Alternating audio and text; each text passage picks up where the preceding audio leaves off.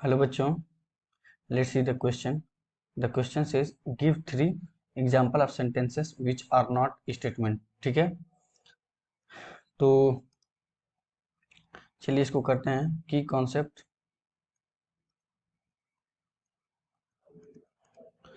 Concept statement.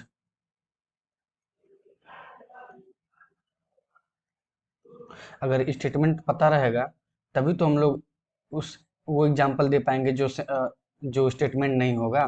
ठीक है, तो चलिए हम लोग लिखते हैं. पहला पहला मैं लिखता हूँ, ये है हाउ आर यू.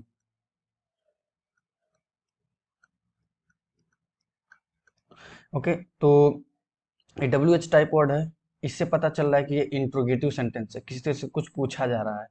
तो ये इंट्रोगेटिव सेंटेंस हो गया. ये एसर्टिव और डिक्लेरेटिव सेंटेंस तो है नहीं, तो इसके हिसाब से ये हो जाएगा नॉट स्टेटमेंट. ठीक है, रीजन भी एक्सप्लेन हो गया. दूसरा बताता हूँ. दूसरा है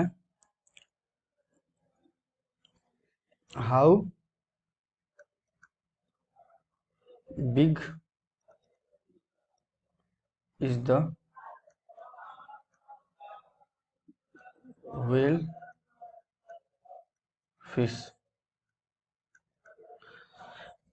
ये क्या, देखिए ये एक्सक्लेमेशन मार्क है ना, तो ये इससे बोल रहा है कि how big is the fish. Fish कितनी, व्हेल फिश कितनी बड़ी है.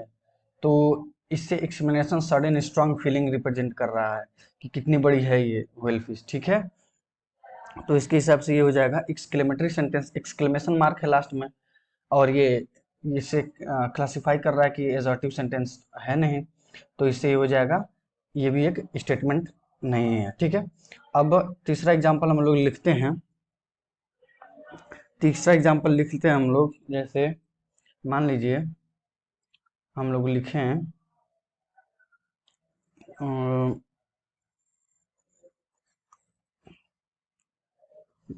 तीसरा एग्जांपल हम लोग लिखते हैं क्लोज द डोर.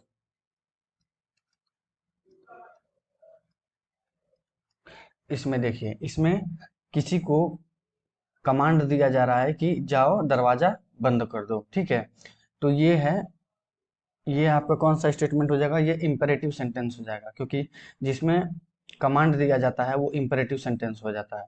तो ये भी इंपेरेटिव सेंटेंस हो गया, मतलब ये एजर्टिव सेंटेंस नहीं है, ये इंपेरेटिव सेंटेंस हो गया.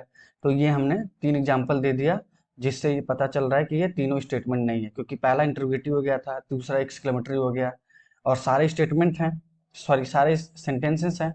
और क्लोज द डोर ये कमांड वाला स्टेटमेंट है. जैसे इसको कमांड दे रहा है कि जाओ दरवाजा बंद कर दो, इसमें इंपेरेटिव सेंटेंस हो जाएगा इसे. ठीक है, तो okay, hope you will understand. Thank you.